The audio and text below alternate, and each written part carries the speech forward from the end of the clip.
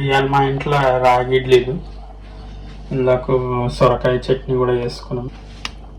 ఇట్లా మెల్లగా తీసేసుకోవాలి. నిమ్మలం అట్లా మన నార్మల్ ఇడ్లీ లెక్కనే చేసుకుంటారు, కానీ కొద్దిగా అంత రాగి కలుపుకుంటారు. అందులో హెల్దీ ఆప్షన్ వేసి ఇట్లా చేసుకుంటున్నాము. మనం చట్నీ వేసేసుకుందాం ఇప్పుడు. ఇంకా సొరకాయ తొక్కులతో చేసిన చట్నీ ఇది మన రాగి ఇడ్లీ. ఇదేమో మన ఆర్గానిక్ సొరకాయతో చేసిన చట్నీ. కావాలంటే ఫుల్ వీడియో మా ఛానల్ ఉంటుంది, చూసుకోరు. సో ఆర్గానిక్ సొరకాయ ఎట్లా పెంచినాము, ఎట్లా చేసినాము అని అంతా చూపిస్తాం మీకు, హార్వెస్ట్ కూడా.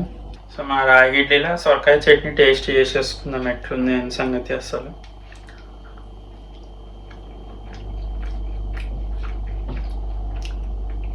బాబా మస్తుంది టేస్ట్ అయితే, స్పైసీగా.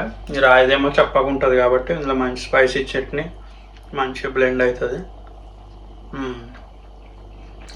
ఇడ్లీలు అయితే చాలా మంచిగా ఉన్నాయి, మెత్తగా నరం ఉన్నాయి. చట్నీ ఏమో మంచి స్పైసీగా ఉన్నాయి. ఇందులో మన ఆర్గానిక్ టమాటాలు కూడా కలిసినాయా, అది ఫ్లేవర్ మంచిగా ఉంది. ఈ సొరకాయ చట్నీలో మా ఇంట్లో ఆర్గానిక్గా పెంచిన టమాటాలు కూడా యాడ్ చేసినాము. సో మంచిగా ఉంది టేస్ట్. సో ఫుల్ వీడియోకి మేము మా ఛానల్లో పోయి చూసుకోర్రి. హార్వెస్ట్ చూపించిన టమాటా హార్వెస్ట్ ఒకటి, సొరకాయ హార్వెస్ట్ ఒకటి మంచిగా ఉంటుంది, పోయి చూసుకోర్రి.